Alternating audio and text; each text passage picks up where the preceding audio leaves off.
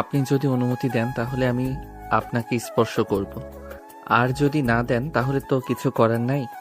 আপনি কি আমাকে অনুমতি দিবেন? অনুমতি দেওয়া হইল, আপনি আমাকে স্পর্শ করতে পারেন।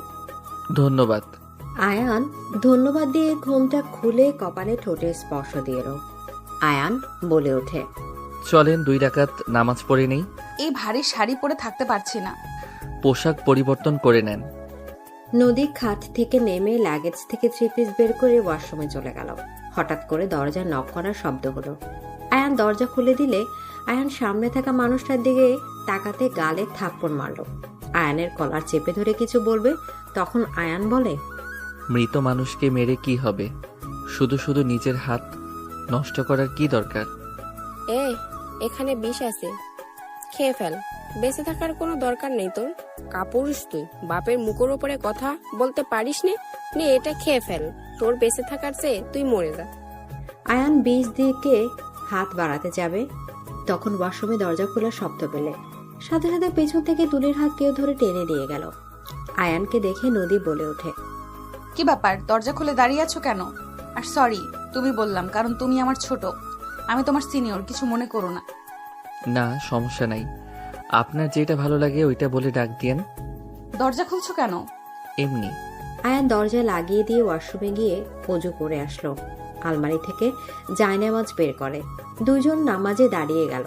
দুইজন নামাজ পড়া শেষ করে জায়নামাজ ভাঁজ করলো। আয়ান নদীর হাত থেকে জায়নামাজ নিয়ে রেখে দিল।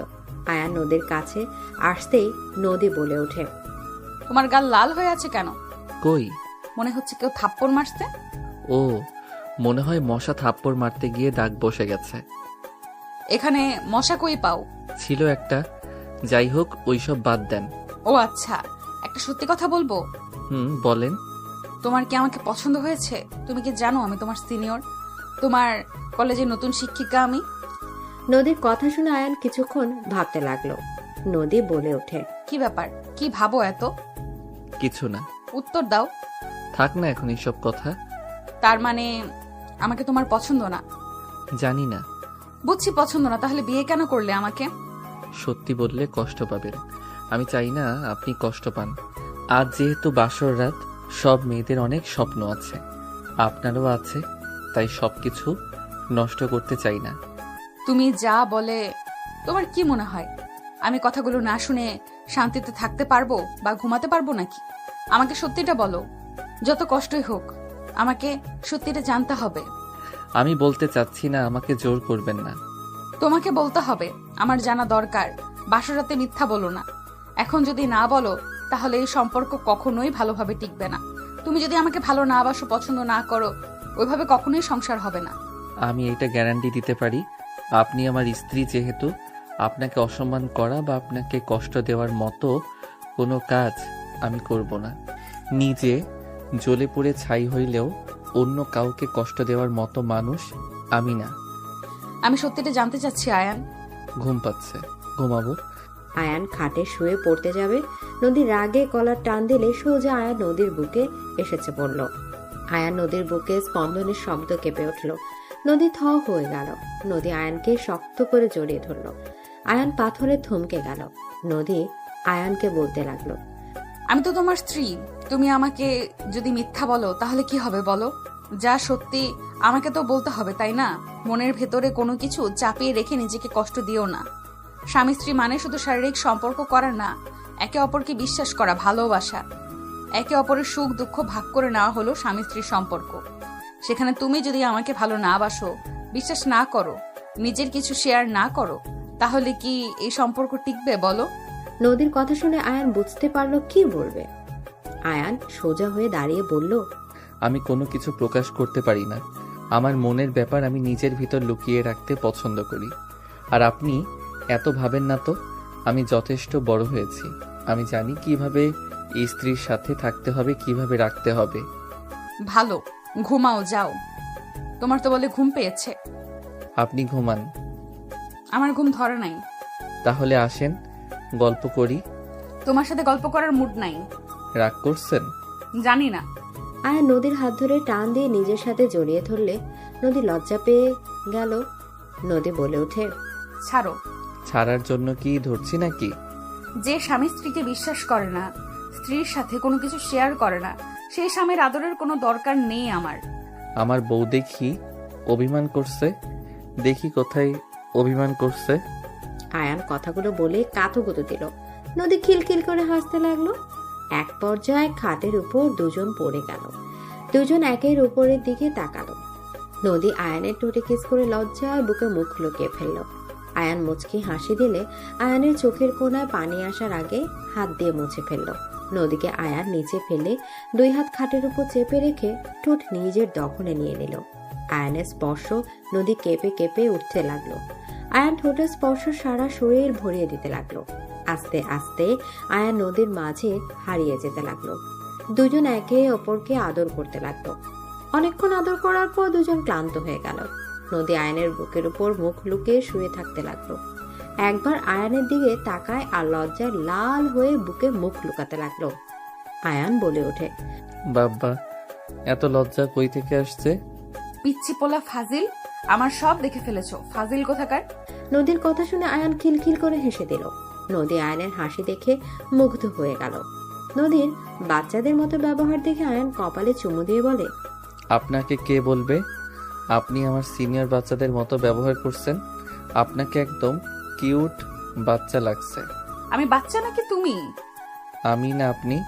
একদম বাচ্চা বলবে না, আমি তোমার কলেজের ম্যাম, তো আমাকে সম্মান করো। ঘরে আপনি আমার বউ, বাহিরে আপনার রাজত্ব চলে, ঘরে আমার চলবে? আয়ানের কথা শুনে নদী নাক হালকা করে কামড় দিয়ে বলল, আমি যে রাগী তোমার ধারণা নাই, ঘরেও আমার রাজত্ব, বাহিরেও। তা তো চলবে না বউ। দেখা যাবে। ঘুমাবেন নাকি? আবার একটু আদর করব? না না, আর না, অনেক ব্যথা করছে, ঘুমাও। সকালে হাঁটতে পারবো কিনা সন্দেহ আছে। আর একটু করেন, ঠিক হয়ে যাবে। মার দেবো, ঘুমাও বলছি। নদী আয়ানের মাথায় হাতে বুলিয়ে দিতে লাগলো। আয়ান চোখ বন্ধ করলে নদী আয়ানের বুকে মাথা রেখে ঘুমিয়ে গেল। আয়ান নদীকে বালিশে মাথা রেখে উঠে প্যান্ট পরে বারান্দায় চলে গেল। ফুলের টপের ভেতর থেকে সিগারেট লাইটার বের করে লাইটার ধরিয়ে ফুকাতে লাগলো আর ভাবতে লাগলো ফ্ল্যাশব্যাক। আব্বু, তুমি এভাবে আমার বিয়ে কিভাবে ঠিক করতে পারো? আমি কেবল কলেজে উঠেছি, এর ভিতরে তুমি আমাকে বিয়ে করাবে মানে?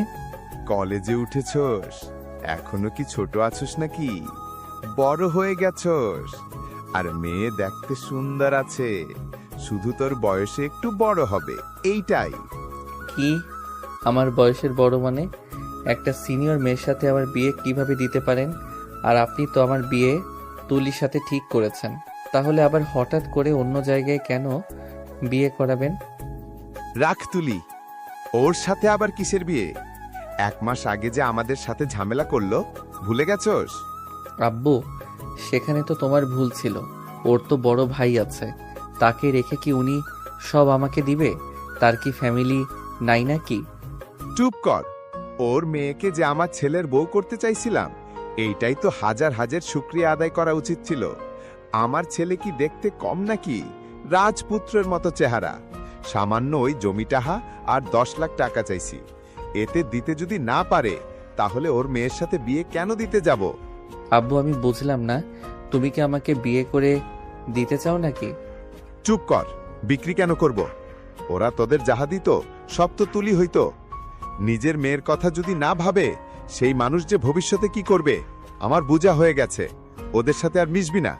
আব্বু, লোভ করার খুব খারাপ, কিন্তু আমি যৌতুক নিয়ে বিয়ে করতে চাই না। চুপ কর। কিসের যৌতুক? যে মেয়ের সাথে বিয়ে ঠিক করছি, ওই মেয়েরা বড় বড় লোক ফ্যামিলির। এমনকি মেয়েটা তোদের কলেজের নতুন প্রিন্সিপাল। 20 লাখ টাকা দিবে, তোদের নামে একটা ফ্ল্যাটও দিবে। 20 লাখ টাকা দিলে আমাদের ব্যবসাটা আবার নতুন করে গড়ে তোলা যাবে। আব্বু, এত লোভী হয়েও না, নিশ্চয়ই মেয়েটার মাঝে সমস্যা আছে, না হইলে এত কিছু দিয়ে কেন বিয়ে দিতে চাচ্ছে? চুপ কর বেয়াদব। ওদের কি টাকার অভাব নাকি? ওনার 3টা মেয়ে, 3 জনের জন্য 20 লাখ করে টাকা রাখছে। ওদের বিজনেস আছে, ভবিষ্যতে ওইগুলো 3 মেয়েকে দিয়ে দেবে। এত বড় লোক দেখে তুমি বিয়ে দেওয়ার জন্য উঠে পড়ে লাগছো? আব্বু, আমি বিয়ে করব না। আমি তুলিকে। এই চুপ, একদম তুলির নাম নেবি না। ওই ফকিন্নির বাচ্চাদের কথা শুনতে চাই না। দেখো আব্বু, যত যাই বলো লাভ হবে না। আমি তুলিকে বিয়ে করব আর কাউকে বিয়ে করব না। এইটা আমার শেষ কথা।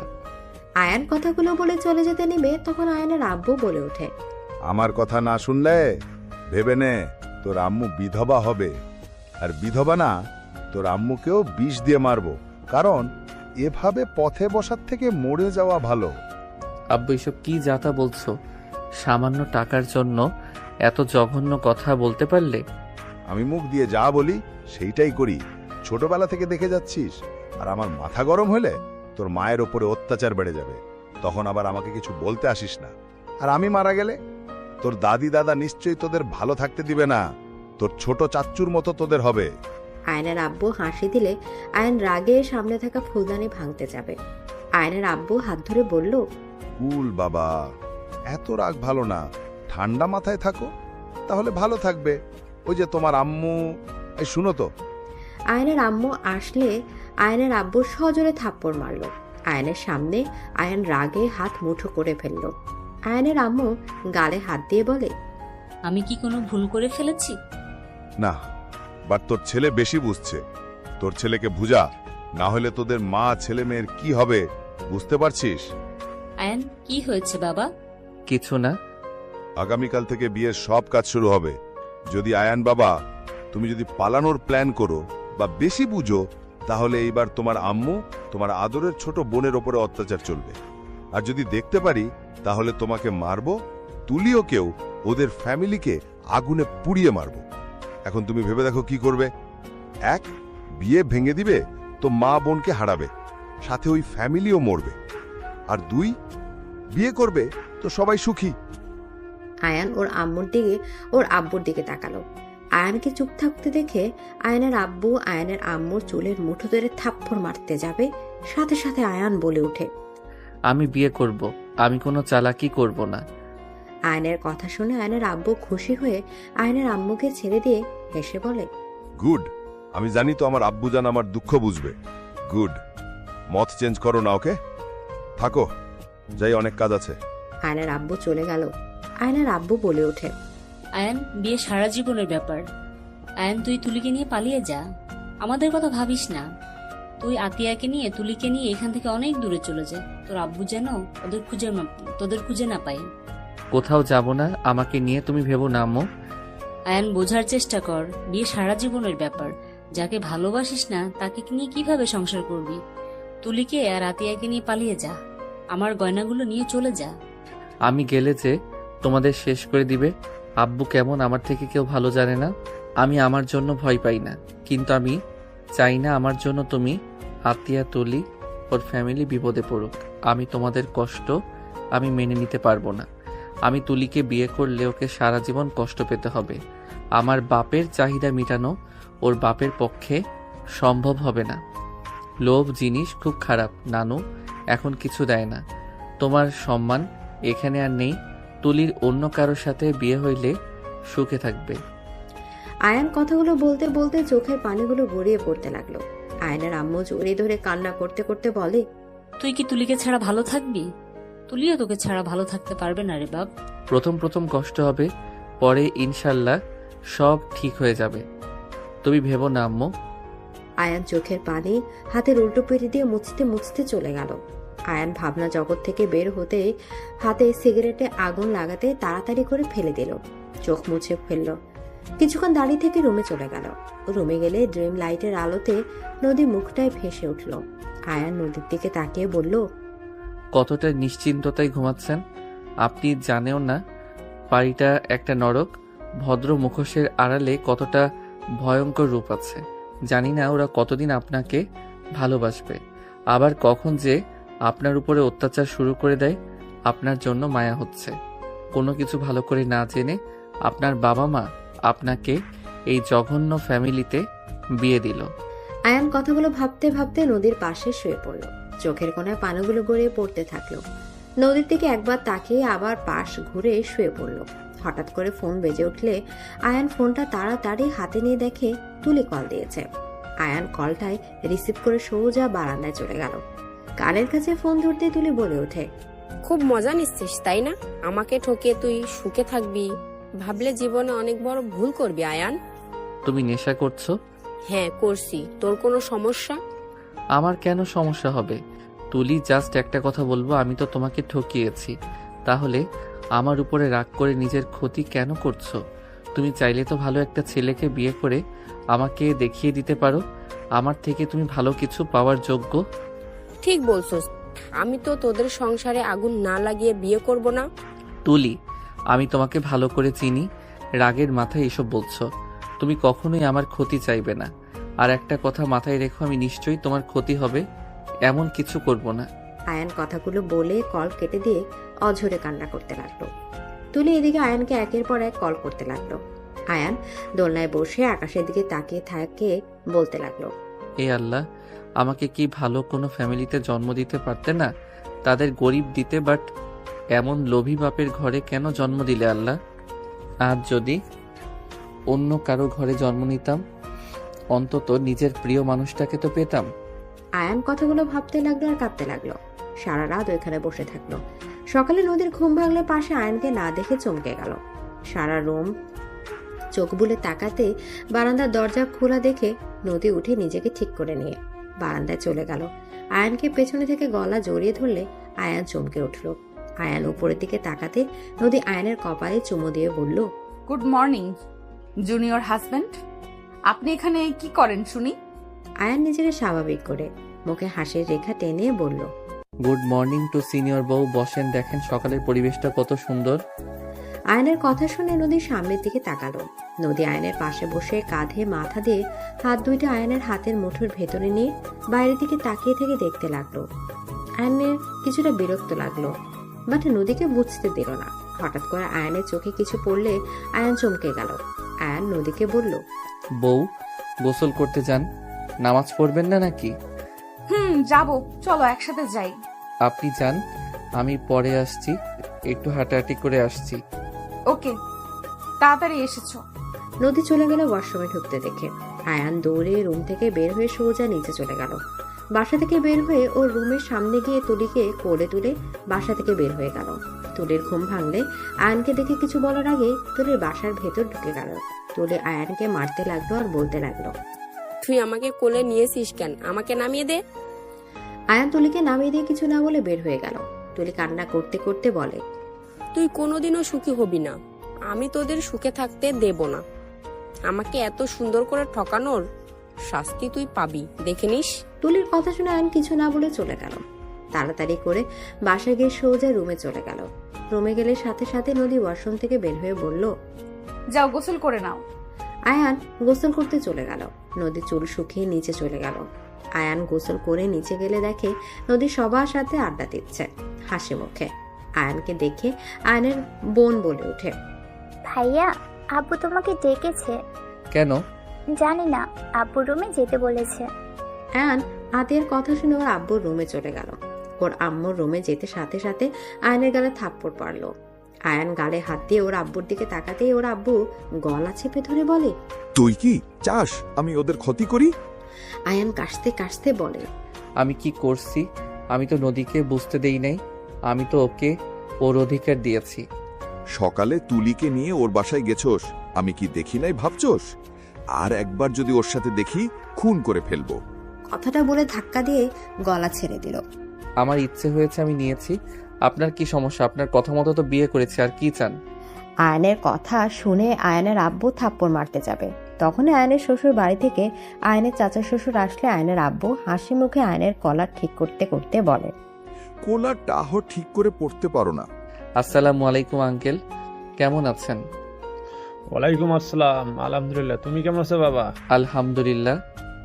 আয়ান, যাও, তোমার চাচা শ্বশুর সাথে কথা আছে। আয়ান চলে গেল। আয়নের আব্বু নদীর চাচার সাথে কথা বলতে লাগলো। আয়ান বসার ঘরে চলে গেল। নদী কিছু বলার আগে আয়ান রান্নাঘরে চলে গেল। আয়ান ওর আম্মুকে থেকে জড়িয়ে ধরলো।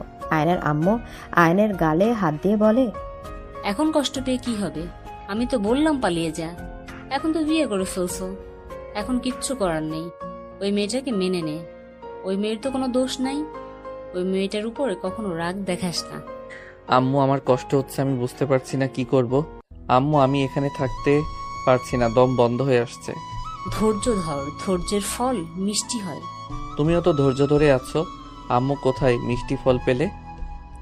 পেয়েছি তো, তোদের দুইজনের মধ্যে সন্তান পেয়েছি। হাজার কষ্ট হইলেও তোদের মুখের দিকে তাকালে সকল কষ্ট ভুলে যাই আমি। আয়ান কিছু বলল না। আতে এসেছে আয়ানকে পেছন থেকে জড়িয়ে ধরে কেঁদে দিল। আয়ান চমকে গেল। আয়ান আতের দিকে তাকিয়ে বলল, কি হয়েছে? কাকি আবারও আমাকে সবার সামনে ছোট করলো। আমি নাকি দেখতে ভালো না, কালো। আমার নাকি জীবনে কখনো বিয়ে হবে না। আমাকে সকাল সকাল দেখার কারণে নাকি তার দিন খারাপ যাবে। আয়ানের রাগ উঠে গেল। আয়ান রাগে হাত মুঠো করে নিবে, তখনই আয়ানের আম্মু হাত ধরে বলে, বাদ দে, তো শ্বশুরবাড়ি থেকে মানুষজন আসছে, ঝামেলা করিস না। আর নতুন বউ কি ভাববে? ওই মহিলাটা বেশি করা শুরু করছে। ওয়েট, দেখাচ্ছি মজা। আয়ান আতের হাত ধরে বসার ঘরে গিয়ে নদীর পাশে বসলো। সবাই হাসাহাসি করছে। তখন আয়ান ওর চাচাতো ভাই রাসেলকে বলল, এই রাসেল, হাসা বন্ধ করতো। তোর হাসি দেখে মনে হচ্ছে রাক্ষস হাসছে। আয়ানের কথা শুনে সবাই হাসতে লাগলো।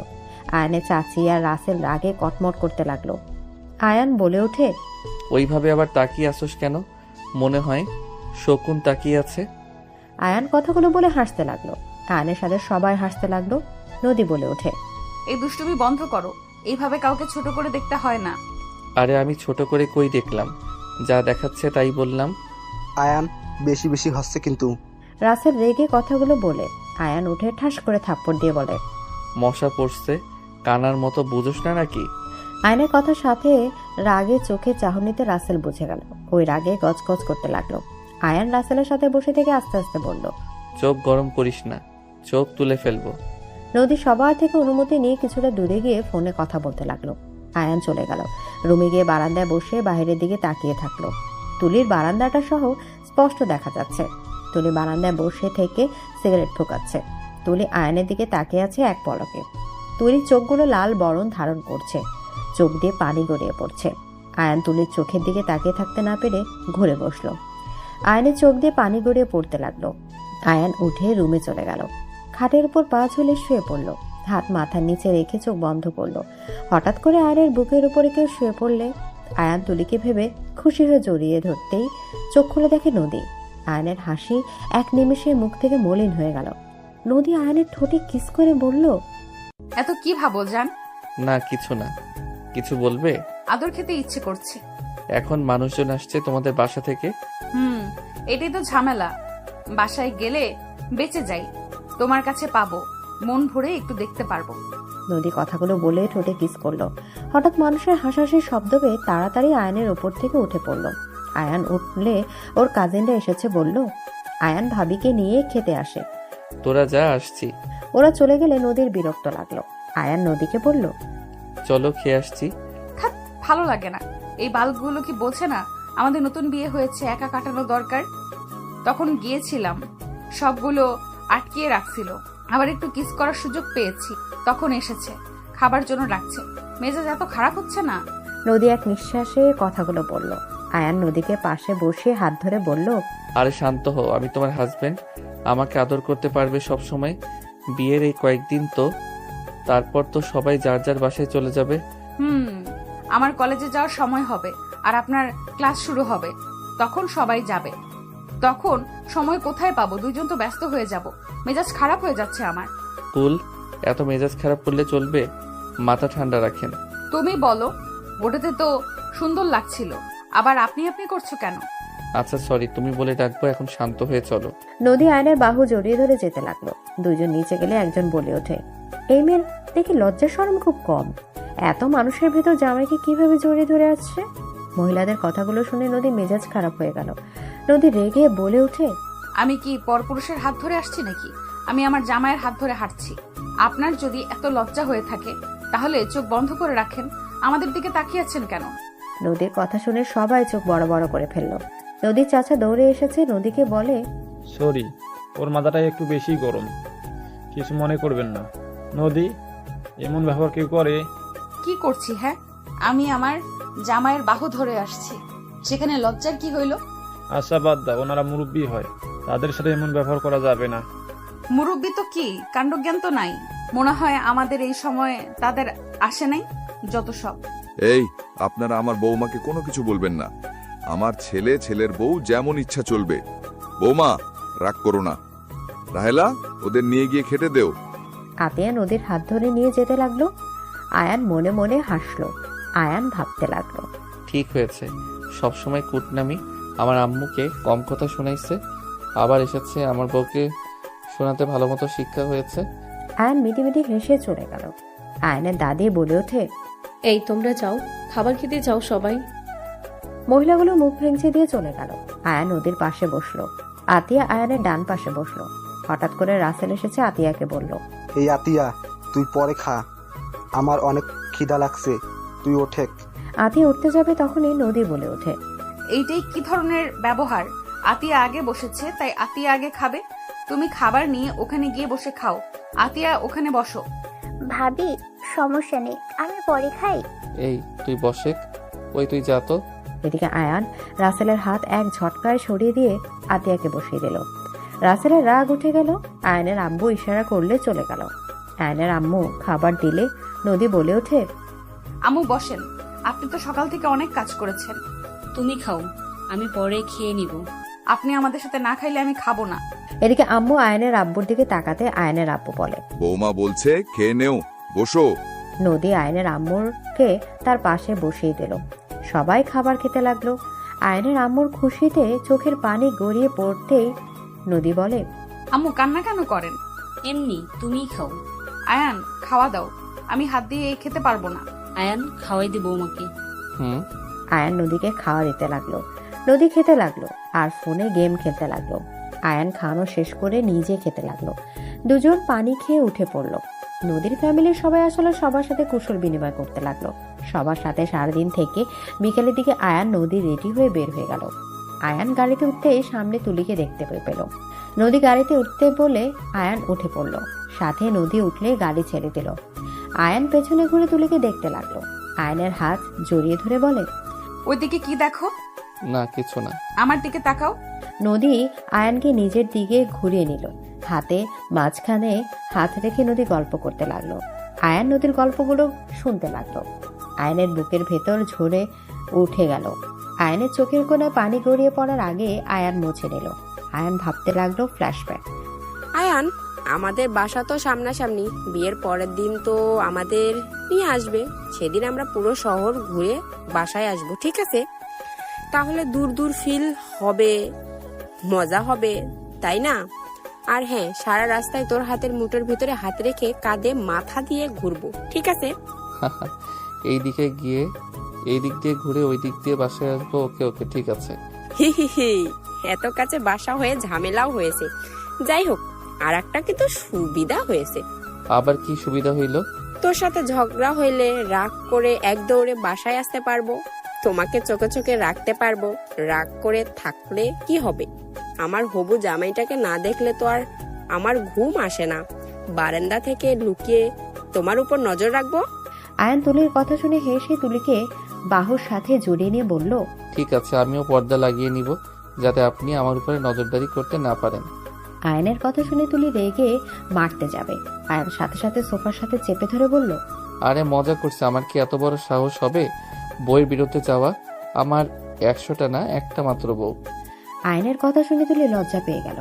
আয়ান তুলির নাকের সাথে নাক ঘেঁষে দিলে দুজন হাসতে লাগলো। আয়ান হাসি মুখে ফ্ল্যাশব্যাক থেকে বের হলে দেখে নদী ওর দিকে তাকিয়ে আছে। নদীর দিকে তাকিয়ে হাসি মুখে মলিন হয়ে গেল।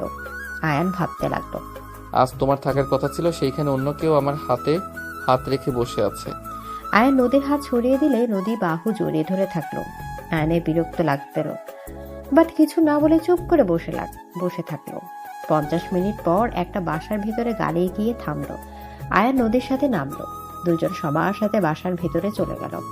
আয়ান সবার সাথে কুশল বিনিময় করে রুমে চলে গেল। রুমে গেলে নদীর সাথে সাথে আয়ানকে খাটের উপর ধাক্কা দিলে তখন নদীর বোন চলে আসে। নদীর বোন রাইসা বলে ওঠে, কোথায় আমার নতুন দুলাভাই? আমি কিছু দেখি নাই। রাইসা কথাটা বলে সাথে সাথে পেছনে ঘুরে তাকালো। নদী লাফ দিয়ে উঠে পড়লো। রাইসাকে দেখে বলল, বুনু, কখন এসেছিস? এই তো কেবলই আসলাম। রাইসা কথাটা বলে পেছনে ঘুরে আয়নকে দেখলে আয়ন চোখ বড় বড় করে ফেললো। রাইসা বলে ওঠে, আয়ন, তুই এখানে? তুই এখানে কি করস? তোরা একে অপরকে চিনিস? বাট আয়ান তুই এখানে কি করস? আর ওয়েট, তোর উপরে আপু ছিল মানে তুই? কথাটা ভাবতে রাইসা রাগে আয়নের কাছে গিয়ে সজোরে থাপ্পড় মারলো।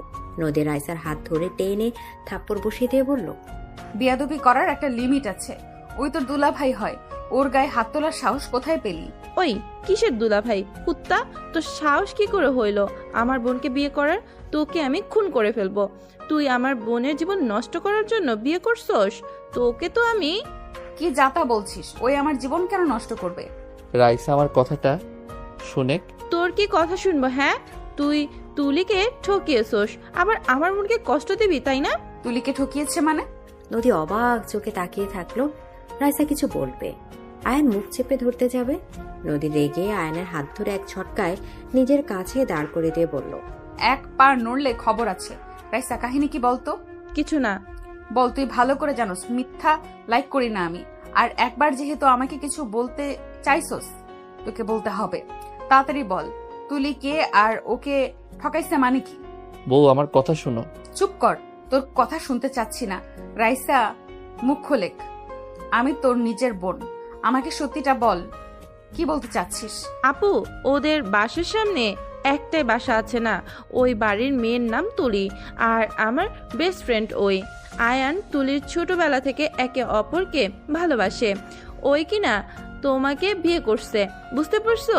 ও কতটা খারাপ, যাকে বউ হওয়ার স্বপ্ন দেখিয়েছে, যার সাথে এত এত ভবিষ্যতের প্ল্যান করে, আজ তাকে রেখে তোমাকে বিয়ে করলো। এর জন্যই তো বলি, তুলি কেন আমার ফোন ধরে না? আল্লাহ জানে ও নিজের কিছু করে ফেলেছে কিনা। রাইসার কথা শুনে নদী আয়নের হাত ছেড়ে দিল। রাইসা আরো অনেক কিছু বলতে লাগলো। সব শুনে নদী আয়নের দিকে তাকিয়ে পড়ে যেতে নেবে, তখন আয়ান ধরতে নদী সজোরে ধাক্কা মেরে চিৎকার করে বলল, আমাকে একদম টাচ করবি না। তুই এতটা খারাপ, তুই অন্য কাউকে স্বপ্ন দেখিয়ে টাকার লোভে আমাকে বিয়ে করছিস। তোর মতো বেঈমান ছেলে আমার ভালোবাসা পাওয়ার যোগ্য না। তুই এখন আমার চোখের সামনে থেকে চলে যা, তোকে আমি খুন করে ফেলবো যদি আমার সামনে থাকোস। নদী, আমি তোমাকে কষ্ট দিতে চাই নাই। আমাকে কষ্ট দিতে চাস না, যাকে কষ্ট দেওয়ার তাকে তো দিয়েছিস। যে ছোটবেলার ভালোবাসার মানুষকে ভুলে যেতে পারে টাকার লোভে, সেই মানুষ যে আমাকে কত ভালোবাসবে সেটাই আমার বোঝা হয়ে গেছে। আমার টাকা শেষ হইলে তুই আমাকে ছুঁড়ে ফেলে দিবি। তোর মতো লোভী ছেলের সাথে আর যাই হোক সংসার করা সম্ভব না। চলে যা এখান থেকে, আমার চোখের সামনে আর কোনোদিন আসিস না। আমি তোকে ঘৃণা করি। নদী কথাগুলো বলে কান্না করতে লাগলো। আয়ন কান্না করতে করতে নদীকে কিছু বলবে, তখনই নদী আয়নকে ধরে ঘাড় ধাক্কা দিয়ে রুম থেকে বের করে দিল। আয়ান বলে ওঠে, নদী আমার কথাটা শোনো। তোর কোনো কথা আমি শুনতে চাই না। তুই একটা বেঈমান স্বার্থপর ছেলে। তোর মতো ছেলেকে খুন করে ফেলা উচিত। উফ, আমার ভাগ্যটাই খারাপ। কি যে অন্যায় করেছিলাম, যার জন্য তোকে আমি স্বামী হিসেবে পেয়েছি। তুই এখান থেকে যা দয়া করে। নদী আমার উপরে যত রাগ খাটাও, আমি এখন থেকে গেলে হাজার লোকে হাজার কথা শুনতে হবে। তোমার বাবা মা কষ্ট পাবে। তুমি বোঝার চেষ্টা করো। আমি তো তোকে স্বামী হিসেবে অস্বীকার করছি। আমি সবার সামনে তোকে বের করে দিব। নদী কথাগুলো বলে রেগে আয়নের কলার ধরে টেনে নিয়ে যেতে লাগলো। নিচে গেলে সবাই অবাক হয়ে গেল। নদীর আব্বু আম্মু ডাকতে লাগলো। নদী কারো কথা না শুনে আয়নকে ঘাড় ধাক্কা দিয়ে সদর দরজা দিয়ে বের করে দিয়ে বলল, তোকে যেন এই বাড়ির ত্রিসীমানায় না দেখি। তোকে আমি ঘৃণা করি। তোকে আমি চিনি না, আর না তুই আমাকে চিনিস। আজ থেকে তোর রাস্তা আলাদা, আমার রাস্তা আলাদা। নদী, আমার কথা বলার সুযোগ কেন দিচ্ছ না? নদী, হচ্ছেটা কি? এইসব কি বলছিস? জামাইকে এভাবে কেন বের করে দিচ্ছিস? ওই কোনো জামাই না, ওকে আমি জামাই হিসেবে মানি না। এখন এখান থেকে চলে যা, না হলে গার্ড ডেকে ধাক্কা দিয়ে বের করে দিব। তবে হ্যাঁ, লজ্জা থাকলে আর আমার সামনে আসবি না। আর তোর বাপকে বলে দিস এই বাড়িতে যেন না আসে। নদী, বেশি হয়ে যাচ্ছে কিন্তু। আব্বু আর একটা কথা বলবে না। তুমি আমাকে জোর করে ওর সাথে বিয়ে দিয়েছো, একবারও খোঁজ খবর নাও নাই। লোভী ফ্যামিলির সাথে আমাকে বিয়ে দিয়ে দিয়েছো। তুমি আর আমার লাইফের ব্যাপারে নাক গলাবে না। আমি আমার মতো থাকবো। আমার ব্যাপারে নাক গলালে আমি বাড়ি ছেড়ে চলে যাব। নদী কথাগুলো বলে সজোরে সদর দরজা বন্ধ করে দিল। আয়ান নিজেকে অনেক অসহায় লাগতে লাগলো। আয়ান বের হয়ে গেল। আয়ান রাগে হাত মুঠো করে ফেললো। আয়ান বুকটা ফেটে যাচ্ছে। আয়ান চোখের পানি গড়িয়ে পড়তে লাগলো। আয়ান ভাবতে লাগলো, না না, ওই বাড়িতে আর থাকবো না। ওই বাড়িতে থাকলে আমার আত্মহত্যা করা ছাড়া কোনো উপায় হবে না। দুইজনের কাছে আমাকে খারাপ বানিয়ে দিল। প্রিয় মানুষকেও হারাম, তার চোখে ঘৃণার পাত্র হয়ে গেছি। এখন নিজেও স্ত্রীর চোখে হইলাম। আমি আমার বোন মাকে হারাতে পারবো না, ওদের নিয়ে আমি অনেক দূরে চলে যাব। আয়ান কথাগুলো ভাবতে ভাবতে চলে গেল। 6 বছর পর। ভাইয়া তাড়াতাড়ি করো, ভার্সিটিতে যেতে হবে তো নাকি? ওয়েট করতো ভাই, এত প্যারা দিস না তো। আয়ান তাড়াতাড়ি করে রেডি হয়ে নিল। আয়ানের আম্মু বলে ওঠে, দুইজন খেয়ে যা। আয়ান আতিয়া টেবিলে বসলো। আয়ানের আম্মু দুজনকে খাওয়া দিতে লাগলো। দুজন খাওয়া শেষ করে ওর আম্মুর গালে দুজন চুমু দিয়ে বের হয়ে গেল। আয়ানের বাইকে আতিয়া উঠে পড়লো। আতিয়াকে ভার্সিটির সামনে নামিয়ে দিয়ে আয়ান ওর স্কুলে চলে গেল। স্কুলে গেলে একজন বলে ওঠে, good morning sir. Good morning ma'am, থাকেন কেবিনে যাই। আয়ান বাইকের চাবি পকেটে রেখে ক্যাবিনে গেল। আয়ান চেয়ারে বসতেই হঠাৎ করে একজন বলে উঠল, স্যার আসতে পারি? নদীর কথা শুনে আয়ান সামনের দিকে তাকাতেই চমকে গেল। আয়ান উঠে দাঁড়িয়ে গেল, নদী থমকে গেল। হঠাৎ করে নদীর সাথে থাকা বাচ্চা ছেলেটা সহ বলে ওঠে, মামা চলো না, স্যারকে বলো আমাকে ভর্তি নিতে। ছেলেটার কণ্ঠে দুজন ভাবনা জগৎ থেকে বের হলো। নদী বলে ওঠে, প্রিন্সিপাল আপনার কাছে পাঠালো। জি ভিতরে আসেন, বসেন। আয়ান বসলো। নদী এসেছে আয়ানের সামনে চেয়ারে বসলো। পাশের ছেলেটাও বসলো। আয়ান মাথা নিচের দিকে তাকিয়ে আছে। নদী আয়ানের দিকে তাকিয়ে থেকে বলল, আমার ছেলেকে ভর্তি করাবো। জি, কাগজপত্র কি নিয়ে এসেছেন? জি, এখানে সব আছে। আয়ানের দিকে নদী কাগজপত্র এগিয়ে দিল। আয়ান কাগজপত্র দেখতে গিয়ে থমকে গেল। আয়ান নদীর দিকে বাচ্চা ছেলেটার দিকে তাকালো। আয়ান বলে ওঠে, আরিয়ান আমার। আয়ান আর কিছু বলার আগে নদী থামিয়ে দিয়ে বলল, আমার ছেলে শুধুমাত্র আমার আর কারণ না, আপনার কাজ আপনি করেন। আয়ান আরিয়ানের দিকে তাকিয়ে থাকতে লাগলো। আয়ান আরিয়ানকে কাছে ডাকলো। আরিয়ান কাছে গিয়ে বলে, জি স্যার, আমাকে কি প্রশ্ন করবেন করেন, আমি সব উত্তর দিয়ে দেব। তাই? আয়ান আরিয়ানকে কোলে তুলে নিয়ে সারা মুখে চুমু দিতে লাগলো। এদিকে আয়ান খুশিতে চোখে পানি চলে আসলো। আয়ান আরিয়ানকে জড়িয়ে ধরলো। নদী বলে ওঠে, এটা কি ধরনের ব্যবহার হচ্ছে? আমার ছেলেকে ছাড়েন, আপনার কাজ করেন। আরিয়ানকে থামিয়ে দিল। আয়ান পকেট থেকে আরিয়ানকে চকলেট দিল। আরিয়ান নিতে না চাইলে নদীর দিকে তাকালো। নদী নেয়ার ইশারা করলে আরিয়ান নিল। নদী বলে ওঠে, কি ব্যাপার, আপনি কি ভর্তি নেবেন না নাকি? এই ফর্ম পূর্ণ করেন। আয়ান নদীর দিকে ফর্ম দিয়ে দিল। নদী ফর্ম পূরণ করতে লাগলো। আয়ান নদীর দিকে তাকিয়ে থাকতে লাগলো আর আরিয়ানের সাথে খেলতে লাগলো। আয়ান নদীকে আড়াই চোখে দেখতে লাগলো। নদী আয়ানের চোখে চোখ পড়তে চোখ সরিয়ে নিল। নদীর চোখ পানি টলমল করতে লাগলো। আয়ান আরিয়ানকে নিয়ে খেলতে থাকলো। ফর্ম পূর্ণ হলে আয়ান সব কাগজপত্র নিয়ে ভর্তি করে দিল। আয়ান বলে ওঠে, আপনি চাইলে আরিয়ানকে আজকে ক্লাস করাতে পারেন। আগামীকাল থেকে আসবে। নতুন এসেছি, কাজ অনেক। বাই, আসসালামু আলাইকুম। আরিয়ান আগে বের হয়ে গেল। নদী বের হয়ে যেতে নিলে আয়ান নদীর হাত ধরে ফেলল। নদী থমকে গেল। নদীর পানি গড়িয়ে পড়ার আগেই নদী নিজেকে সামলিয়ে নিয়ে পেছনে ঘুরে রাগী লুক নিয়ে তাকিয়ে বলল, কি ধরনের ব্যবহার? শিক্ষকের ব্যবহার যদি এমন হয়, এখানে স্টুডেন্টদের যে কি শেখানো হবে আল্লাহ জানে। আমার হাত ছাড়েন, না হলে আমি প্রিন্সিপালের কাছে অভিযোগ করব। নদী আর কিছু বলার আগে আয়ান নদীর হাত এক ঝটকা টান দিয়ে নিজের সাথে শক্ত করে জড়িয়ে ধরল। নদী থমকে গেল। নদী চোখে পানি গড়িয়ে পড়ল। আয়ান বলে ওঠে, আমাকে ক্ষমা করে দেন আপনি। আমি আপনাকে ঠকাতে চাই নাই। আমি কখনোই আপনাকে ঠকাতাম না। আমি আপনাকে ভালোবেসে ফেলছি। আপনি আমার স্ত্রী। আপনাকে কষ্ট দেওয়ার কোনো ইচ্ছা আমার নেই। আয়ান আর কিছু বলার আগে নদী ধাক্কা দিয়ে সরিয়ে দিয়ে সজোরে গালে থাপ্পড় মেরে বলল, অসভ্য কোথাকার! এই আপনার চরিত্র, তাই না? আমার হাত যদি আর ধরেন, সোজা অভিযোগ দিব। দেখবো আপনার চাকরি কিভাবে থাকে। আয়ান কিছু বলার আগে নদী রেগে চলে গেল। আয়ান চেয়ারে বসে পড়ল। আয়ান নদীর চলে যাওয়ার দিকে তাকিয়ে থাকলো। সাথে আসলে আয়ান তাড়াতাড়ি চোখের পানি মুছে বলে, জি ম্যাম, কিছু বলবেন? ক্লাস নেবেন না? হ্যাঁ যাব। আয়ান কথাটা বলে ফোনটা তুলে চলে গেল। আয়ান ক্লাস নিতে চলে গেল। 4টার দিকে স্কুল ছুটি হলে আয়ান বাইক নিয়ে সোজা বাজারে চলে গেল। ডিমে খাঁচি কিনে যাচ্ছিল। হঠাৎ নদীকে বাজারে ব্যাগ নিয়ে যেতে দেখে আয়ান বাইক থামিয়ে বলে, আরিয়ান বাবু কেমন আছো? আরিয়ান আয়ানকে দেখে বলে, ভালো স্যার। আয়ান বলে ওঠে, ম্যাম, কিছু মনে না করলে আমি আপনাকে এগিয়ে দিতে পারি। আরিয়ান, তোমার হাঁটতে সমস্যা হচ্ছে না? দরকার নাই, আমরা হেঁটে যেতে পারবো। ম্যাম, নিজের সন্তানের কথা ভেবে তো আসেন। রাগ করে থেকে কি লাভ বলেন? আরিয়ান আয়ানের কথা শুনে বলে, মামা চলো না, হেঁটে যেতে পারছি না, পা ব্যথা করছে। আরিয়ান জোরাজোরি করলে নদী বাধ্য হয়ে উঠল। আরিয়ান আয়নের সামনে বসলো, নদী পেছনে। আয়নের কাঁধে হাত রাখতে গিয়েও রাখলো না। আয়নকে ঠিকানা দিলে আয়ন ঠিকানা অনুযায়ী নিয়ে গেল। গেটের সামনে বসা বাসাওয়ালা আয়ানকে দেখে বলে, আরে আয়ান বাবাজি, কেমন আছো? তোমাদের আম্মুর কাছে যাচ্ছিলাম, তুমি চলে এসেছো। কিছু হয়েছে আন্টি? নদী নেমে পড়ল, আরিয়ানও নামলো। তখন বাড়িওয়ালা বলে উঠে, তুমি কি ওনাকে চেনো নাকি? চিনতে তো ভালোই হলো, তোমার আম্মু ভাড়াটিয়ে যাচ্ছিল, ওনাদের বাসা ভাড়া দিয়ে দিও। উনি আর ওনার এই ছোট ছেলেটা থাকবে। ওনারা কি ভাড়া থাকতে রাজি হবে? ওনাদের বাসায় কিভাবে থাকবো? ওনারা কেমন না কেমন আমি তো ঠিক জানি না ভালো করে। নদীর কথা শুনে বাড়িওয়ালা বলে, কি বললেন, চেনেন না? তাহলে যে বাইকে আসলেন? আরিয়ানের স্কুলের শিক্ষক, উনি জোর করলো তাই আসতে বাধ্য হয়েছি। নদীর কথা শুনে বলে বাড়িওয়ালা বলে, ও চিন্তা করেন না, ওনারা অনেক ভালো। আয়ানকে নিয়ে ভাবছেন নাকি? আয়ান অনেক ভালো একটা ছেলে, ওকে নিয়ে চিন্তা করতে হবে না। ওর আম্মু সারাদিন বাসায় থাকে, আপনাকে মেয়ের মতো দেখবে। আয়ান, তাহলে তোমার আম্মুকে বলে দিও। ঠিক আছে আন্টি, আমি আসছি। আসসালামু আলাইকুম। আয়ান মুচকি হাসি দিয়ে চলে গেল। নদী বাড়িওয়ালাকে অন্য জায়গায় বাসা নিয়ে দিতে বলতে লাগলো। বাড়িওয়ালা বলে ওঠে, দেখো, আপনি আমার মেয়ের শিক্ষিকা, আমি সব জায়গায় আপনাকে দিতে পারি না।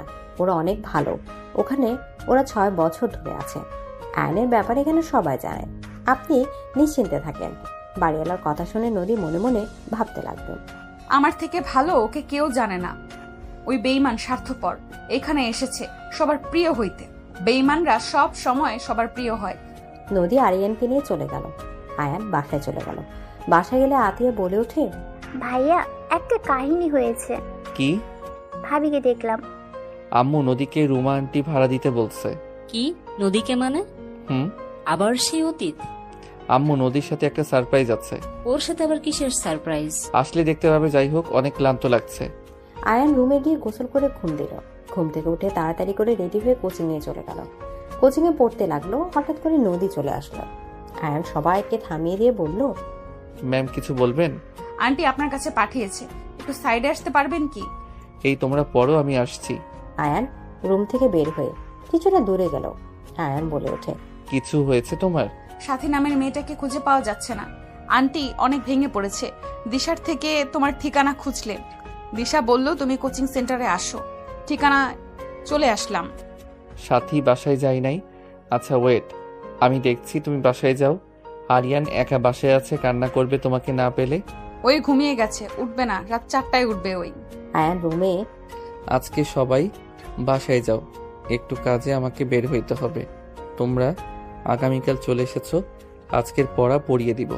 ঢুকে সবাইকে বলল। আয়নের কথা সবাই চলে গেল। আয়ন তালা দিয়ে নদীকে নিয়ে বাইকে উঠে চলে গেল। আয়নে জানা আমাদের সব জায়গায় চলে গেল, কোথাও পেল না। হঠাৎ করে একটা জায়গার কথা মনে পড়লে আয়ন বাইক নিয়ে জঙ্গলের ভেতর চলে গেল। নদী বলে ওঠে, কোথায় যাচ্ছ? এদিকে, আমার ভয় লাগছে কিন্তু। আমাকে জড়িয়ে ধরো। আর ভয়ের কি আছে, আমি তো আছি। তুমি তো একটা বেঈমান, বিপদে ফেলে যে চলে যাবে না তার কি প্রমাণ আছে? নদীর কথা আয়নের বুকে গিয়ে লাগলো। আয়ন কিছু না বলে বাইক চালাতে লাগলো। আয়ন বেশি দূরে গিয়ে বলতে লাগলো, সাথী, এই সাথী। আয়নের ডাকে হঠাৎ করে কেউ একজন পুরোনো বাড়ির ভেতর থেকে বের হলো। নদী বলে ওঠে, এইটা তো সাথী ম্যাম।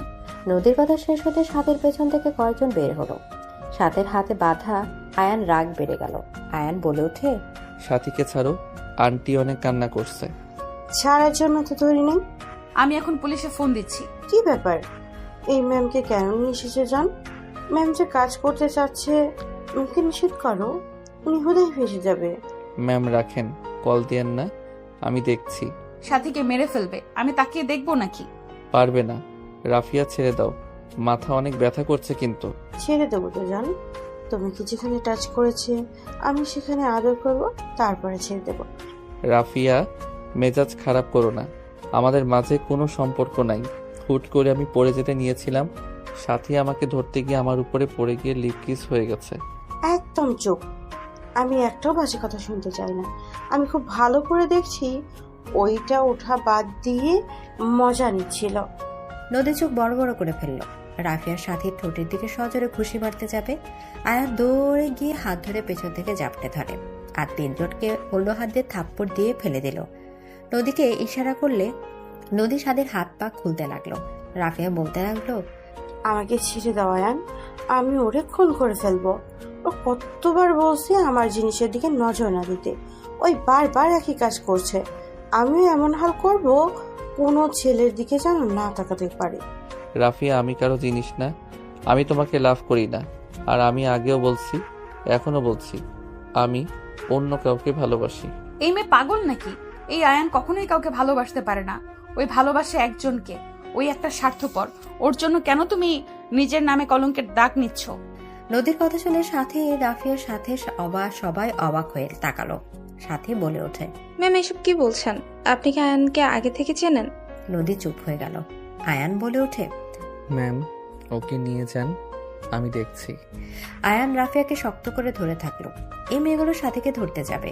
নদী মেয়ে তিনটাকে থাপ্পড় মেরে ফেলে দিল। নদী বলে ওঠে, হসপিটালে ভর্তি হতে না চাইলে আমাদের পেছনে এসো না। এই ম্যামকে ধর। মেয়ে তিনটার সহ আবার মারতে যাবে। নদী রেগে গিয়ে সামনে একটা গাছের ডাল ভেঙে মেয়ে তিনটাকে মারতে লাগলো। নদী রেগে রাফিয়ার কাছে গিয়ে চুলের মুঠো ধরে লাঠি দিয়ে মারতে লাগলো আর বলতে লাগলো, খুব গুন্ডামি শিখেছো তাই না? তোমার সময় আমি পার করে এসেছি। আমি গুন্ডাদের লিডার ছিলাম, আর আমার সামনে বেশি সাহস দেখানো বের করছি। নদী মারতে লাগলো। রাফিয়া রেগে নদীর হাতে চাকু দিয়ে আঘাত করে দৌড়ে পালিয়ে গেল। আয়ান দৌড়ে গিয়ে নদীর হাত ধরে ফেলল।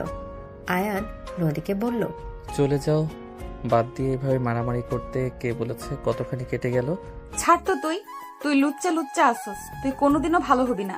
তুই কখনোই কাউকে ভালোবাসতে পারস না। এই মেয়েগুলো তোকে চিনতে পারে নাই। ছাড় আমাকে। নদী রেগে ধাক্কা দিয়ে ফেলে দিয়ে সাথীকে নিয়ে যেতে লাগলো। সাথী ও শাড়ির আঁচল ছিঁড়ে নদীর হাতে বেঁধে দিল। আয়ান উঠে পেছন থেকে গিয়ে নদীকে কোলে তুলে নিল। সাথীর চোখ বড় বড় হয়ে গেল। নদী রেগে আয়ানের বুকে মারতে লাগলো আর বলতে লাগলো, ছাড় বেঈমান, আমাকে ছেড়ে দে বলছি, না হইলে তোর কিন্তু ভালো হবে না। আয়ান এভাবে পরনারীকে কোলে কেন তুলে নিয়ে যাচ্ছ? তোমাকে ওইটা নিয়ে ভাবতে হবে না, তুমি হাঁটো। আয়ান গাড়ির কাছে নিয়ে গিয়ে গাড়িতে বসিয়ে দিয়ে বাইকে উঠে পড়লো। সাথী পেছনে বসলো। আয়ান বাইক চালাতে লাগলো। নদী বলতে লাগলো, আমার ভাগ্যটাই খারাপ। দিন শেষে আবার তোর সাথে দেখা হইল। তুই কেন আমার জীবন থেকে যাস না? একটু শান্তির জন্য এখানে আসলাম, সেখানেও তুই কেন আমার সামনে তোকে আসতে হলো? নদী, ভাগ্যক্রমে তুমি নিজেই আমার কাছে এসেছো। এতে প্রমাণ হয় তুমি যত আমাকে ঘৃণা করো, তুমি আমার থেকে সরতে পারবে না। আর তুমি যে আমাকে ভালোবাসো তার প্রমাণ আরিয়ান। তুমি আমাকে ভালো না বাসলে কখনোই আরিয়ানকে দুনিয়াতে আনতে আর এত ভালোবাসা দিয়ে বড় করতে না। Just shut up. কিসের ভালোবাসা? আরিয়ান আমার সন্তান। আমি মা হয়ে আমার সন্তানকে কেন নষ্ট করব? তোর মতো ফালতুর জন্য আমার সন্তানকে কেন নষ্ট করতে যাব? ওর শরীরের আমার মতো বেঈমানের রক্ত রয়েছে। তার মানে আয়ান নদী ম্যাম তোমার স্ত্রী আর আরিয়ান তোমার ম্যামের ছেলে? আমি কারোর স্ত্রী না আরিয়ান, আমার সন্তান আর কারো না। ভাবি, আপনি আরিয়ানকে ভুল বুঝছেন। আরিয়ান আমাকে সব বলেছে আপনার ব্যাপারে। আয়ান আপনাকে ভালোবাসে। আয়ান তুলিকে ইচ্ছে করে ঠকায়নি, ওর পেছনে কারণ ছিল। তোমাকে যা ভুল বোঝানো হয়েছে সেটাই বিশ্বাস করছো। ওই আমাকে ভালোবাসে না। আমাকে ভালোবাসার মতো কারণ আমি খুঁজে পাই না। ওই আমার বাপের টাকাকে ভালোবাসতো। ও টাকার লোভ থাকলে কখনোই ওখান থেকে মা বোনকে নিয়ে পালিয়ে আসতো না। আপনি একটু ভেবে দেখেন তো, আপনি আয়নকে বের করে দেওয়ার পর আয়ন কেন পালিয়ে আসলো ওই রাতে ওর মা বোনকে নিয়ে? আমি ওকে বের করে দিয়েছি। ওর আব্বু জানলে ওকে মারতো, সেই ভয়ে চলে এসেছে। এখানে না বোঝার কি আছে? আচ্ছা, তুলির সাথে যে আয়ানের প্রেম ছিল এটা কি কেউ জানতো না? ওর পুরো ফ্যামিলি জানতো তুলির সাথে আয়ানের প্রেম আছে। ওরা একে অপরকে বিয়ে করবে। হুট করে কি হলো যে ওরা আয়ানকে অন্য জায়গায় বিয়ে দিল? টাকার লোভে বিয়ে দিয়েছে। হ্যাঁ, লোভে বিয়ে দিয়েছে, কিন্তু সাথী আর কিছু বলার আগে আয়ান বাইক থামিয়ে দিল। দুজন নামলে আয়ান বলে ওঠে, সাথী, কাউকে বলো না নদীর সাথে আমার কি সম্পর্ক। বুঝতে তো পারছো? ভয় পেও না, আমি আরিয়ানের খেয়াল রাখবো। কিছু হলে তোমাকে খবরও দিব। আর সকালে তো উনি তোমাদের বাসায় চলেই যাবে। ওকে। আয়ান বাইক নিয়ে চলে গেল। নদী কিছু না বলে বাসার ভেতর চলে গেল। সাথীকে দেখে ওর আব্বু আম্মু দিশা অনেক খুশি হলো। নদীকে সবাই ধন্যবাদ দিতে লাগলো। নদী রুমে চলে গেল। সাথে রুমে গিয়ে গোসল করে নিল। গোসল করে নদীর রুমে চলে গেল। নদী সাথীকে দেখে বলল, দয়া করে তুমি ওর বিষয়ে আমাকে কিছু বলো না। লোভীর কথা শোনার কোনো ইচ্ছে আমার নাই। আমি এখন থেকে ট্রান্সফার হয়ে চলে যাব। চলে যাইয়েন, কিন্তু আমার কথাগুলো একবার শুনেন। সাথে অনেক রিকোয়েস্ট করতে লাগলো। নদী বিরক্ত হয়ে বলে, শুনি, কি বলবে বলো। কত মিথ্যা বলছে, আমি একটু শুনি। আয়ান আমার ভালো বন্ধু। আমরা অনলাইনে পরিচয় হয়েছিলাম। আমরা কোনোদিন একে অপরের সাথে দেখা করিনি বা কেউ কাউকে কখনো দেখিও নি। ওই আমাকে সব বলতো, আমিও ওকে সব কিছু বলতাম। কিন্তু একদিন হঠাৎ করে রাত 2টোয় ও আমাকে ভিডিও কল দেয়। আমি সেদিনই অনেক অবাক হয়ে গেছিলাম। আমি কল রিসিভ করতেও চলেও গেছিলাম। ও অনেক কান্না করছিল, আমাকে বলছিল ও এখন থেকে পালাতে চায়। আমি তো ওর সম্পর্কে সব আগে থেকেই জানতাম। আমি ওর অবস্থা দেখে আমার ঠিকানা দিয়ে দিই, কোথায় কিভাবে আসতে হবে সব শিখিয়ে দিলে ও সেদিনই এখানে চলে আসে। আপনাদের বিয়ের 7 দিন আগে থেকে ও আমাকে কিছু বলেনি ওর সাথে কি হয়েছিল। পরে যখন আমাদের এখানে আসে, প্ল্যান মাফে আসলে আমার আব্বুর সাথে ভালো একটা সম্পর্ক হয়, সেই থেকে এখানেই আছে। তারপর একদিন আমি ওকে অনেক জোর করে, তারপর আমাকে ও সব কিছুই বলে কি হয়েছিল। সাথে নদীকে সেদিন রাত থেকে সব কিছু খুলে বলতে লাগলো। নদী যত শুনছে তত যেন অবাক হয়ে যাচ্ছে। নদীর চোখ দিয়ে পানি গড়িয়ে পড়ল। নদী কান্না করতে করতে লাগলো। সাথে সব বলে নদীর কাঁধে হাত দিলে নদী বলে ওঠে, আমি ওকে ভুল বুঝে কত কথা বলছি, ঘাড় ধাক্কা দিয়ে বাড়ি থেকে বের করে দিয়েছি। ওই আমাকে একবার বলতে পারতো এসব কাহিনী। একজন বাপ এত খারাপ কিভাবে হতে পারে? আমি এই মানুষটাকে শিক্ষা দিয়ে ছাড়বো। লোভের জন্য সন্তানের জীবন নষ্ট করার কোনো অধিকার ওনার নাই। ঘুমান, অনেক রাত হয়ে গেছে, আমিও ঘুমোতে যাই। আয়নের নাম্বার আছে কি তোমার কাছে? আছে। আর হ্যাঁ, আমরা যে আগে থেকে পরিচিত এটা যেন কেউ না জানে, কারণ আজ পর্যন্ত কেউ জানেই না। আয়ান আমার অনলাইন ফ্রেন্ড, আমি ওকে এখানেই নিয়ে এসেছি। সমস্যা নাই, বলবো না। এদিকে সাথে চলে গেল। নদী সারা রাত আয়ানের জন্য কান্না করতে করতে ঘুমিয়ে গেল। সকালে ঘুম ভাঙলে সাথে দিশা, নদী, আরিয়ান চলে গেল। বাসায় গেলে আতিয়া আয়ানের আম্মু বসে আছে। নদী কিছু বলবে তখন আয়ানের আম্মু বলে, সাথী, তোমার আম্মুর ফোন বন্ধ কেন? আর আমাদের ভাড়াটিয়া লাগবে না, রহিমা ভাবির বাসায় নিয়ে যাও ওনাদের, ওখানে এক রুম ফাঁকা আছে। আন্টি, আপনি আপনার নাতি আরিয়ান। সাথীর কথা শুনে দিশা, আতিয়া, আয়নের আম্মু অবাক হয়ে গেল। নদী আরিয়ানের কানে কানে কিছু বলে আরিয়ান দৌড়ে গিয়ে আয়নের আম্মুকে জড়িয়ে ধরে বলে, দাদুমণি। আয়নের আম্মুর বুক কেঁপে উঠল। আয়নের আম্মু কিছু বলার আগেই নদী বলে, আম্মু আমাকে ক্ষমা করে দেন, আমি না বুঝে অনেক অন্যায় করছি। নদী আয়নের আম্মুর পা ধরে ক্ষমা চাইতে যাবে তখন আয়নের আম্মু বলে, আমার ছেলে লোভী, আমি সেই লোভীর মা, আমাকে আবার আম্মু কেন বলছো? চলে যাও এখান থেকে। এটা তোমার ছেলে? বিয়ে করছো নাকি? না, এটা আমার আয়নের সন্তান। কি এই পিচ্ছি আমার ভাতিজা? আতিয়া আয়নকে কোলে নিয়ে আদর করতে লাগলো। আয়নের আম্মু বলে ওঠে, এখানে কেন এসেছো? আমার ছেলেকে শেষ করার জন্য এখানে এসেছো নাকি? এখান থেকে চলে যাও। আমার ছেলে স্বার্থপর, তার আশেপাশে তোমার থাকা উচিত হবে না একদম। আমি না বুঝে বলছি, আমি আয়নের স্ত্রী, এখনো আমাদের ডিভোর্স হয় নাই। ডিভোর্স দিয়ে চলে যাও। আমি আমার হাজবেন্ডকে ছাড়ার জন্য আসি নাই। এই বাড়িতে আমাকে এখানে থাকতে দিবেন, না হয় আমি এখান থেকে এক পাও সরবো না। আন্টি, নিজের নাতির মুখের দিকে তাকিয়ে ওদের থাকতে দেন না, এভাবে অভিমান করে থাকবেন না। আয়নের আম্মু আরিয়ানের দিকে তাকাতে বুকটা জুড়ে গেল। আরিয়ানকে কোলে নিয়ে বলল, এখানে থাকতে পারে, বাট আমার ছেলের আশেপাশে যেন আমি তোমাকে না দেখি। ওই রুমে তুমি থাকবে, আমার নাতি সব রুমে যেতে পারবে, বাট তুমি যেতে পারবে না। দেখা যাক। ভাবি আসেন। আতিয়া নদীকে নিয়ে চলে গেল। লাগেজ থেকে সব বের করলো। আতিয়া নদীকে গোছাতে সাহায্য করতে লাগলো। আতিয়া বলতে লাগলো, ভাবি মন খারাপ করেন না, আম্মু একটু আগে থেকে রাগী হয়ে গেছে, আগের মতো সেই সরল টাইপের নেই। এখানে থাকেন, আম্মুর কথা মতো চলেন, দেখবেন একাই মেনে নিবে। ভাইয়া কি জানে আরিয়ান তার ছেলে? জানে। ও, ভাইয়া তাহলে এই সারপ্রাইজ দিতে চাইছিল। ভাবি এবারই তার কোনোদিন যান নাই? না, কোনো যোগাযোগ রাখি নাই, বাট আমি ওই বাড়িতে ফিরে যাব। শ্বশুরমশাইকে টাইট দিতে হবে, আগে আমার শাশুড়ি আমাকে দলে নেই। ওনার সাথে না লাগাই ভালো ভাবি। উনি নিজের স্বার্থের জন্য নিজের সন্তান স্ত্রীকে খুন করতে পারে, আর সেখানে আপনি তো বরের মেয়ে। সেটাই আমি দেখব। যাই হোক, এই বাসাটা কার? ভাইয়া কিনেছে। এত টাকা ওই কোথায় পেল? ভাইয়া তো টিউশনি করাই। ভাইয়া 3টা কোচিং সেন্টার ছিল, তারপর এখন কেজি স্কুলে শিক্ষকতা করে। 3টা কোচিং থেকে ভাইয়ার মাসে 80,000 টাকা আসে। আগে আরো বেশি ছিল, এখন ভাইয়া বাদ দিয়েছে। এত প্রেশার নিতে পারে না, মাথা ব্যথা করে। 5 বছর অনেক খাটাখাটি করেছে। এই বছরটা একটা কোচিং সেন্টার চালাচ্ছে, আর 2টা 4 জনের কাছে দিয়ে দিয়েছে। ওখান থেকে ওদের বেতন দেয়, আর যা থাকে সব ব্যাংক আর সংসার খরচ দেয়। কোচিং করে এত টাকা? আগে ছিল 3টা কোচিং মিলে 160 স্টুডেন্ট, আর ভাইয়া পড়ানো ভালো দেখে এখন আরও বেড়েছে। সবার থেকে পেমেন্টও কম নেই, 500 করে। যারা বড় তাদের থেকে এখন 1000 করে নেয়। ওখানে 50 জন আছে, ওখানেই তো ভাইয়ার 50,000 হয়েই যায়, আর বাকিটা তো বাদই দিলাম। বাবা, আমার জামাই দেখি এখানে এসেছে লাখ টাকার মালিক হয়ে গেছে। ভাইয়া আরেকটা বাড়ি করছে ভাড়া দেওয়ার জন্য। আরে বাহ, আমি যত শুনি তো যেন অবাক হচ্ছি। থাক, আর আমাকে বলো না, অজ্ঞান হয়ে যাব। অজ্ঞান হওয়া দরকার নেই, ফ্রেশ হয়ে আসুন, খাবার দিই। তোমার নবাব ভাই কোথায়? ঘুমোচ্ছে, আজ তো শুক্রবার, ছুটির দিন। ও আচ্ছা, আম্মু তো ওইখানে বসে আছে, ওই রুমে কিভাবে যাব? ওয়েট করো, আমি আসছি। আতিয়া বের হলো রুম থেকে। আরিয়ানের কাছে গিয়ে কিছু বলে আতিয়া চলে আসলো। নদী দেখলো আরিয়ানকে নিয়ে আয়নের আম্মু কোথাও যাচ্ছে। আতিয়া বলে ওঠে, যান, কাজ হয়ে গেছে।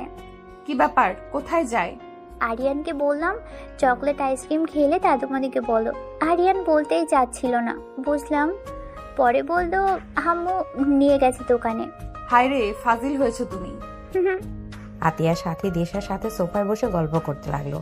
নদী আয়নের রুমের ভেতরে গেলে নদী ভ্যাপাচেকা খেয়ে গেল। নদী তাড়াতাড়ি করে আয়নের লুঙ্গিটা দিয়ে নিচের দিকে দিলে আয়নের ঘুম ভেঙে গেল। তাড়াতাড়ি করে উঠলে দেখে নদী আয়ান ভ্যাপাচাকা খেয়ে বলল, তুমি কিছু হয়েছে? লুঙ্গি সামলাতে পারে না, সেই মানুষ আবার গার্লফ্রেন্ড সামলাতে আসে। দেখো নদী, আমার কোনো গার্লফ্রেন্ড নাই। আমি তোমাকে লাভ করি, আমি কোনো হারাম কোনো কিছুতে নাই।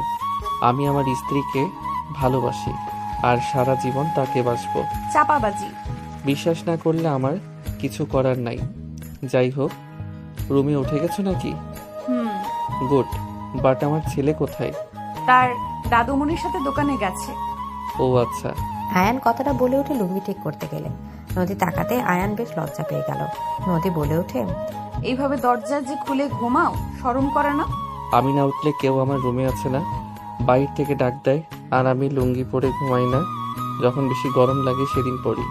লুঙ্গি যেদিন পরি সেদিন বলে দেয় কেউ আমার রুমে আসবে না। ও আচ্ছা।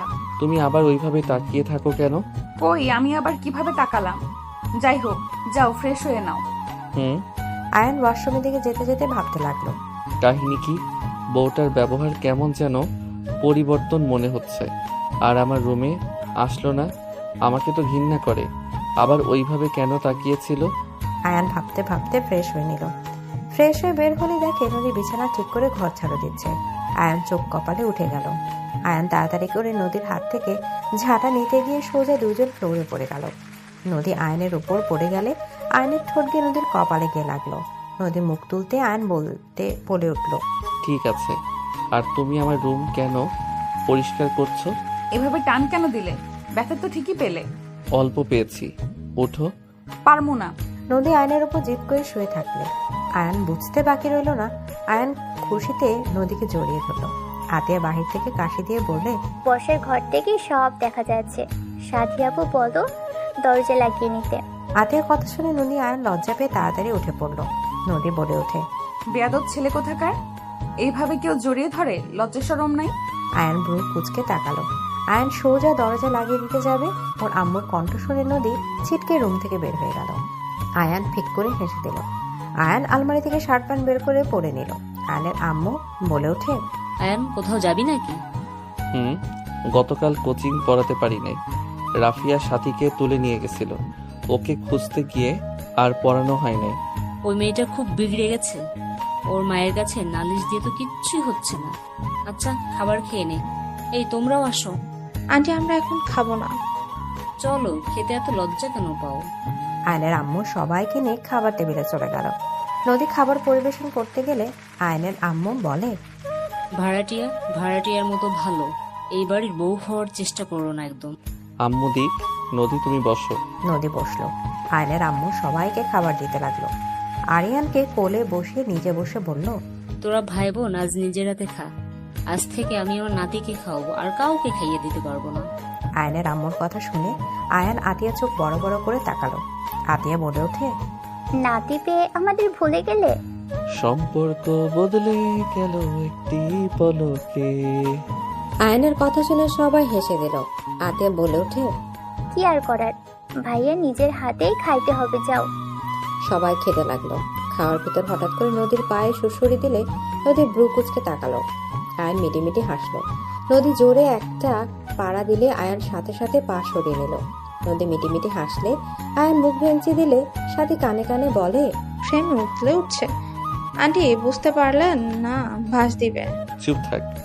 আয়ান খাওয়া শেষ করে বলল, আম্মু আসছি, আব্বু টাকা। আয়ানের কথা শুনে আরিয়ান বলে, টাটা স্যার। স্যার কি? ওইটা তোমার আব্বু হয়। আরিয়ান অবাক হলে নদীর দিকে তাকালে নদী ইশারা করলে।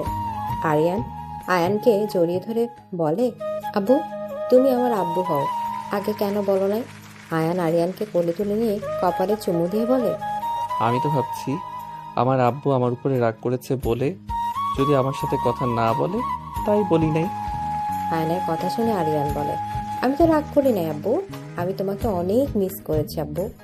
আরিয়ানের কথা শুনে চোখের কোণায় পানি জমে গেল। আরিয়ানকে চুমু দিয়ে বলল, আর মিস করতে হবে না, আমি আর কখনোই তোমার থেকে দূরে যাব না। আরিয়ান খুশি হয়ে আয়নকে জড়িয়ে ধরে। আয়নকে থামিয়ে দিয়ে চলে যেতে চাইলে আরিয়ান আয়নের সাথে যাওয়ার জন্য জেদ ধরলে আয়ান আরিয়ানকে নিয়ে চলে গেল। আয়ান কোচিংয়ে গিয়ে ক্লাস করে 10টার দিকে কোচিং ছুটি হয়ে আয়ান আরিয়ানকে নিয়ে খেলনার দোকানে গিয়ে আরিয়ানের পছন্দের সব খেলনা কিনে বাসায় চলে আসলো। দুজন নদীর রুমে গেলে নদী ওদের হাতে এত ব্যাগ দেখে জিজ্ঞেস করলো, এত ব্যাগ কিসের? খেলনা। বাবুর আম্মু তুমি থাকো, আমি গোসল করে একটু বের হব, তোমার ওই চাচুদের সাথে একটু ঘুরতে যাই। আরিয়ান অনুমতি দিলে আয়ান চলে গেল। নদী বকাঝকা করার আগে আয়ান তাড়াতাড়ি করে গোসল করে রেডি হয়ে বের হয়ে গেল। সন্ধ্যার দিকে বাসায় আসলে দেখে নদী আয়ানের আম্মু রান্না করছে। আয়ান রান্নাঘরে গিয়ে বলল, আমি কি সাহায্য করব? লাগবে না, তুই যা। ওকে। নদী, আরিয়ান কোথায়? রুমে ওর ফুপির কাছে পড়তে বসেছে। ও আচ্ছা। আয়ান রুমে চলে গেল। আরিয়ান আয়ানকে দেখে দৌড়ে এসেছে, জড়িয়ে ধরল। আয়ান কপালে চুমু দিয়ে বলল, অনেক পড়ছো, চলো রুমে যাই। আয়ান করে করে নিয়ে ওর রুমে চলে গেল। আয়ান ফ্রেশ হয়ে আরিয়ানের সাথে খেলতে লাগলো। আরিয়ান আয়ানের সাথে অনেক মজা করতে লাগলো। বাপ ছেলের হাসির শব্দ শুনে আর আয়ানের আম্মুর মুখে হাসি ফুটে উঠল। আয়ানের আম্মু বলে, কতদিন পর আমার ছেলেটাকে মন খুলে হাসির শব্দ শুনতে পেলাম। আমার ছেলেকেও আজ অনেক খুশি দেখে ভালো লাগছে। আজ আমার কোনো ছেলে নাই দেখে আমি কিছু বলতে পারলাম না। আতের কথা শুনে নদী আয়নের আম্মু হেসে দিয়ে দুজন কান ধরলে আতে দুষ্টিমি করে নিচে বসে পড়লো। তিনজন হেসে দিল। রান্না শেষ করে টেবিলের উপরে সাজিয়ে রাখলো। আয়ান আরিয়ানকে ডাক দিলে আরিয়ানকে আয়ান খাওয়া দিতে লাগলো আর নিজে খেতে লাগলো। সবাই খাওয়া দাওয়া করে যার যার রুমে যেতে নিলে আয়নের আম্মু বলে, আরিয়ান তুমি আমার কাছে ঘুমাবে, অনেক গল্প বলবো তোমায়। আয়নের আম্মুর কথা শুনে আরিয়ান রাজি হয়ে যায়। আয়নের আম্মু আতিয়াকে বলল, আতিয়া তোর ভাবিকে বলে দে আয়ানের রুমে গিয়ে যেন থাকে, আর লাগেজ সব ওই ঘরে নিয়ে যা। কথাটা বলে আরিয়ানকে কোলে নিয়ে চলে গেল। আতিয়া কিছু বলতে যাবে তার আগেই আয়ান থামিয়ে দিয়ে নদীর রুমে গিয়ে লাগেজের সব নিয়ে চলে আসলো। আতিয়া হাসতে হাসতে রুমে চলে গেল। আয়ান নদীকে কোলে তুলে নিয়ে চলে আসলো। নদী বলে ওঠে, কোল থেকে নামবো না। কোল থেকে না নামলে আদর করবো কিভাবে? আমি কি জানি। আয়ান খাটের উপর বসে নদীর ঘাড়ে হাত দিতেই নদী শিউরে উঠল। নদীর বুকের উপর থেকে আঁচল ফেলে দিলে, গলায় কিস করলে নদী আয়নের মাথা চেপে ধরল। আয়ান নদীকে চুমুতে ভরিয়ে দিতে লাগলো। নদী নিজেকে কন্ট্রোল করতে না পেরে আয়নের উপর ঝাঁপিয়ে পড়ল। 10 দিন পর। আয়ান তাড়াতাড়ি রেডি হও, আর কতক্ষণ সময় লাগবে? আমরা তিনজন গাড়িতে বসলাম, তোমরাও আসো। তিনজন চলে গেল। আয়ান রেডি হয়ে নদীর সাথে বের হলে সবকিছু তালা দিয়ে বের হয়ে গেল। গাড়িতে উঠে চলে গেল। মাঝ রাস্তায় বাইক নিয়ে কেউ থামালে। আয়ান বুঝতে বাকি রইল না কে। আয়ান গাড়ি থেকে নেমে বলে ওঠে, রাফিয়া, দয়া করে আমার পিছু নেওয়া ছাড়ো। আমি তোমাকে আগেও বলছি আমি বিবাহিত, তুমি আমাকে বিশ্বাস করো নাই। এই যে ওই বাচ্চা ছেলেটা আমার আর নদী ম্যাম আমার স্ত্রী, বিশ্বাস না হইলে আমাকে জিজ্ঞেস করে দেখো। আয়নের কথায় মেয়েটা কিছু না বলে বাইক থেকে নেমে সোজা আয়ানকে জড়িয়ে ধরল। নদী রেগে বের হতে যাবে, আতে ধরে ফেলল। তখন রাফিয়া বলে ওঠে, আমি সাথে সাথে সব কিছু শুনেছি। আয়ান, আমি তোমাকে অনেক ভালোবাসি। একতরফা ভালোবাসার কষ্ট হবে এটা জানতাম, বাট এত কষ্ট পেতে হবে আমি কখনোই বুঝতে পারিনি। আমি নিজের সাথে অনেক যুদ্ধ করেছি, আমি ডিসিশন নিয়েছি আমার প্রিয় মানুষের সুখে থাকলে আমি কেন তার সুখের মাঝে এসে ঝামেলা করব। তাই আমি সারা জীবনের জন্য তোমার লাইফ থেকে চলে যাচ্ছি। ভালো থেকো তুমি, আর কোনোদিন তোমাকে জ্বালাতন করবো না। ভালোবাসি বললে পাগল করবো না। কথাগুলো বলে চোখের পানি মুছতে মুছতে বাইক নিয়ে চলে গেল। আয়ান স্তব্ধ হয়ে চলে যাওয়ার দিকে তাকিয়ে থাকলো। আয়ানের আম্মুর ডাকে আয়ান গাড়িতে উঠে বসলো। গাড়ি আপন গতিতে চলতে লাগলো। আয়ানের কানে রাফিয়ার লাস্ট কথা ভাবছে, আর কোনোদিন তোমাকে জ্বালাতন করব না, ভালোবাসি বলে পাগল করব না। নদী আয়ানের কাঁধে হাতি দিলে আয়ান ভাবনা জগৎ থেকে বের হয়ে নদীর হাতে হাত রেখে ইশারা করে কিছু হয় নাই বলে বাহুতে জড়িয়ে নিল। স্টেশনে গিয়ে 3 ঘন্টা জার্নি করে চলে গেল। একটাই সিএনজিতে উঠে পড়লো আয়ান। এত বছর পর নিজের চেনা ঠিকানায় যাচ্ছি, সব কিছু কত পরিবর্তন হয়ে গেছে। আচ্ছা, তুলি কি বিয়ে করছে? ওই নিশ্চয়ই বিয়ে করে সুখে আছে। আল্লাহ ওকে সুখে রাখুক। আয়ান কথাগুলো ভেবে যেতে লাগলো। বাড়ির সামনে যেতে আয়ান চমকে গেল। আয়ান দেখতে পেল তুলিদের বাসায় মানুষ ভর্তি হয়ে আছে। আয়ান ওইদিকে ঘুরতে আয়ানের আম্মু হাত ধরলে নদী বলে, যেতে দেন, আয়ান যাও। আয়ান নদীর কথা শুনে দৌড়ে গেটের কাছে গেল। গেটের ভেতর পা রাখতে ছোটবেলার সব স্মৃতি ভেসে উঠতে লাগলো। আয়ান মাথায় হাত দিয়ে পেছনে তাকাতে বামে তাকাতে দেখে কয়েকটা বাচ্চা মিলে কান ধরে বলে ওঠে, সরি সরি আঙ্কেল, আমরা বুঝতে পারি না। আয়ান বাচ্চাদের কাছে টেনে হাসি মুখে বলল, সমস্যা নাই বাবু, সরি বলতে হবে না, কান্না মাও। আয়ান ওদের সাথে কথা বলে বাসার ভেতরে চলে গেল। দরজায় দিয়ে ভেতরে গেলে বসার ঘরে অনেক মানুষ বসে আছে। আয়ানকে দেখে তুলির আব্বু আম্মু তুলির ভাই দাঁড়িয়ে গেল। তুলি বলে ওঠে, কি ব্যাপার, তোমরা দাঁড়িয়ে গেলে কেন? কি হয়েছে আম্মু? তুলি কথাগুলো বলে পেছনে ঘুরে তাকালো। তুলির হাত থেকে খাবারের প্লেটটা পড়ে গেল। তুলি দৌড়ে এসেছে, আয়নার কাছে এসেছে। জোরে ধরতে গিয়েও নিজেকে সামলে নিয়ে হাত গুটিয়ে নিয়ে কান্নামাখা কণ্ঠে বলতে গিয়েও কথাগুলো আটকে আসলো। আয়ান তুলিকে দেখে আবেগী হয়ে গেল। আয়ান নিজে কথা বলতে গিয়েও থেমে গেল। আয়ান উপায় না পেয়ে তুলির পায়ের কাছে বসে পড়ে কান্না করে দিল। তুলি আয়নার সামনে বসে বলল, জোকার জোকার লাগছে, কান্না ভালো দেখাচ্ছে না। তুলির কথা শুনে আয়ান ঠিক করে হেসে দিল। তুলিও সাথে হেসে দিল। দুজন হাসতে লাগলো। তুলি আয়নার গাল ধরে বলে, এত গুলুমুলু হয়েছিস? তুই তো দেখি হাড্ডি হয়ে গেছস। মোটেও না, আমি মোটা হয়েছি। আর আমার হাজবেন্ডের সাথে পরিচয় করিয়ে দেই। আয়নার হাত ধরে তুলি তুলে ওর হাজবেন্ডের সামনে নিয়ে গিয়ে বলল, আশিক আমার বেস্ট ফ্রেন্ড, আর আয়ান আমার হাজবেন্ড আশিক। তুলির কথা শুনে আয়ান কুশল বিনিময় করলো। কুশল বিনিময় করে আয়ান তুলির ভাইকে জড়িয়ে ধরলো। তুলির ভাই চোখে পানি চলে আসলো। তুলির আব্বু আম্মুকে জড়িয়ে ধরলো। তুলির আম্মু কান্না করে দিয়ে আয়নের কপালে চুমু দিয়ে বলে, আয়ান ভাবি কেমন আছে? আতিয়া কেমন আছে? আর এতদিন কোথায় ছিলি রে বাপ? আলহামদুলিল্লাহ সবাই ভালো আছে। কাকি আর আতিয়া কোথায় রে? নিয়ে আসিস নাই? এসেছে, ওই বাসায় গেছে, আমি এখানে এসেছি। ও আই এম সরি। ক্ষমা তো আমার চাওয়ার কথা, তুই কেন চাচ্ছিস?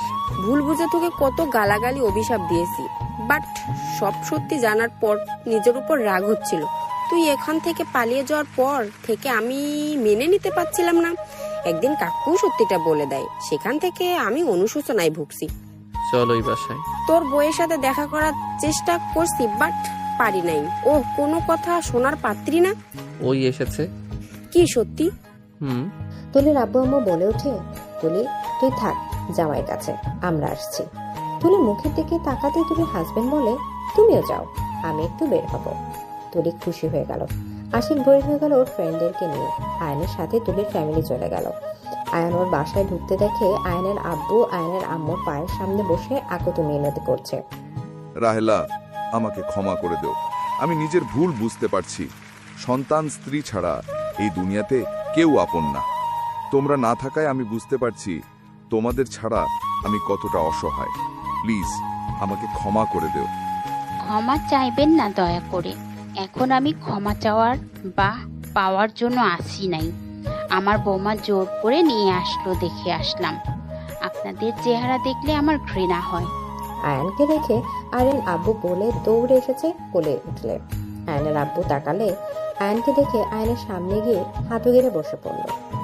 আয়ান, বাবা মার তোর কাছে কিভাবে ক্ষমা চাইবো আমি বুঝতে পারছি না।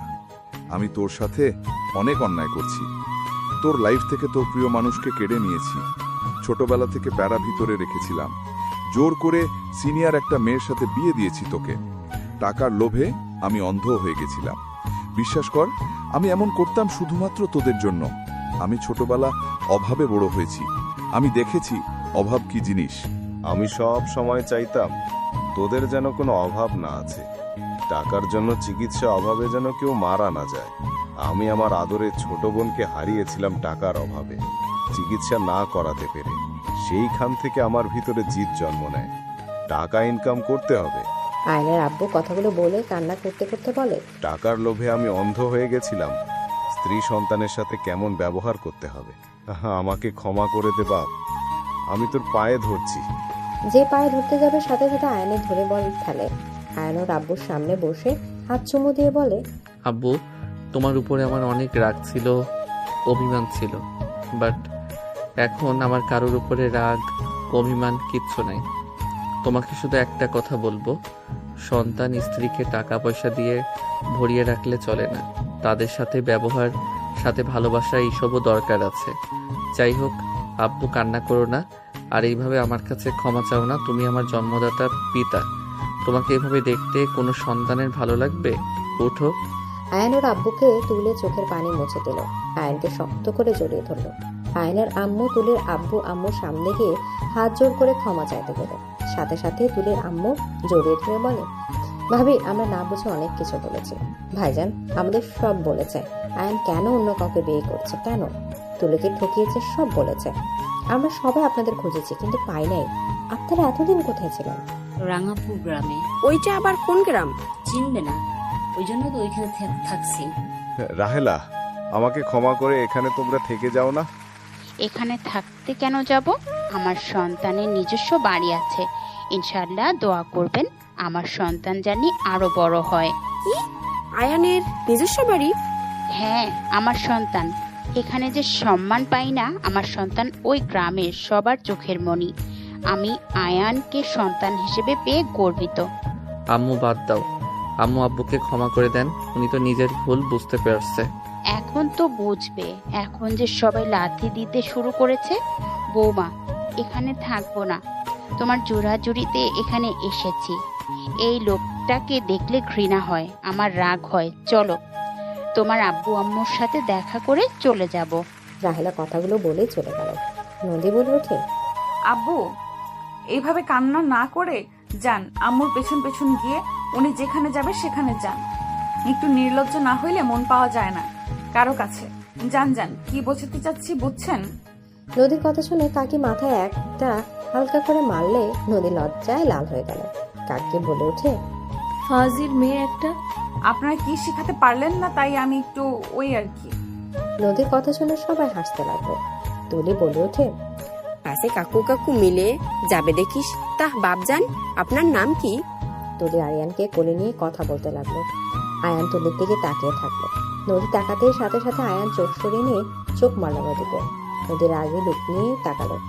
কাকি বলে ওঠে, আয়ন বাবা, রুমে যা তোর বৌমাকে নিয়ে, আর আমাদের ক্ষমা করে দিস রে বাবা। শাশুড়ি মন জয় করতে গিয়ে অনেক খারাপ ব্যবহার করছি। অতীত নিয়ে আমি ভাবি না, আর দয়া করে ক্ষমা চাইবেন না।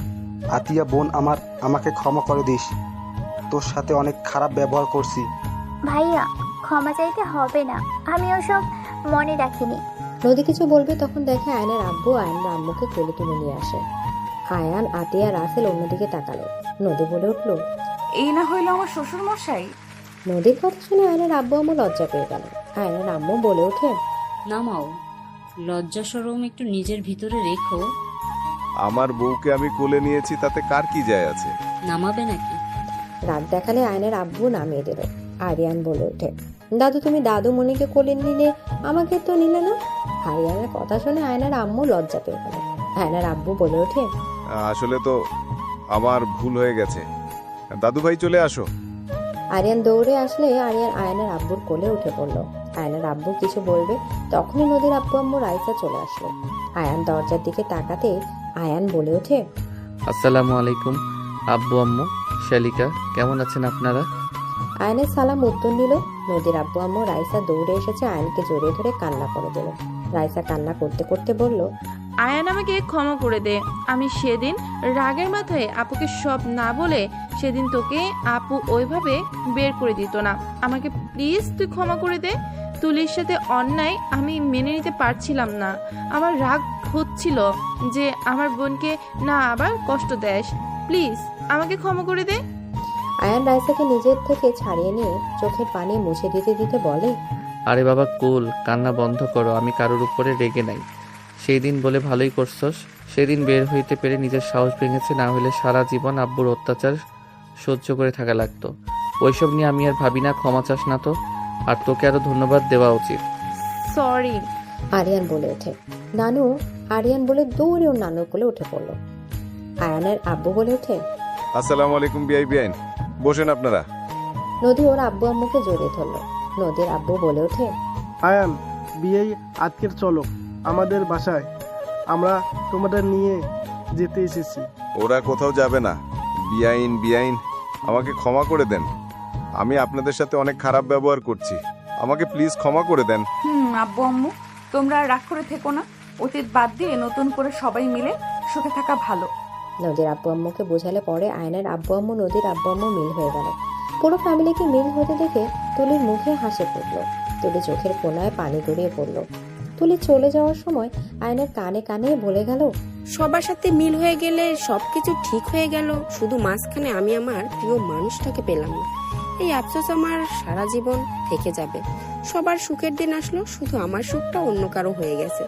ভালো থেকো। আমার না হওয়া সুখ কখনোই বউকে কষ্ট দিও না। তুলির কথাটা বলে চলে গেল পেছনে তাকে হাসি দিয়ে। আয়ান তুলির কথা শুনে চোখের কোনায় পানি জমে গেল। আয়ান পড়ে যেতে নিলেই সাথে সাথে নদী এসেছে, ধরে ফেলল। নদী থেকে আয়ান তাকাতে বলে উঠল, সারা জীবন পাশে থাকার জন্য হাতটা ধরলাম, কখনোই তোমাকে হারাতে দিব না। নদীর কথা শুনে আয়ান মুচকি হাসি দিল। হাত শক্ত করে নিজের হাতের মুঠো নিয়ে কানে কানে বলে, আমিও হাত ধরলাম। মৃত্যুর আগ পর্যন্ত এই হাত ছাড়বো না। যত ঝড় তুফান আসুক কখনই ছাড়বো না তোমার হাত। ভুল মানুষ একবার করে, বারবার না। কথাটা বলেই নদীর হাত বুকের সাথে জড়িয়ে নিল। দুইজন একের উপরের দিকে তাকিয়ে মিষ্টি হাসি দিল।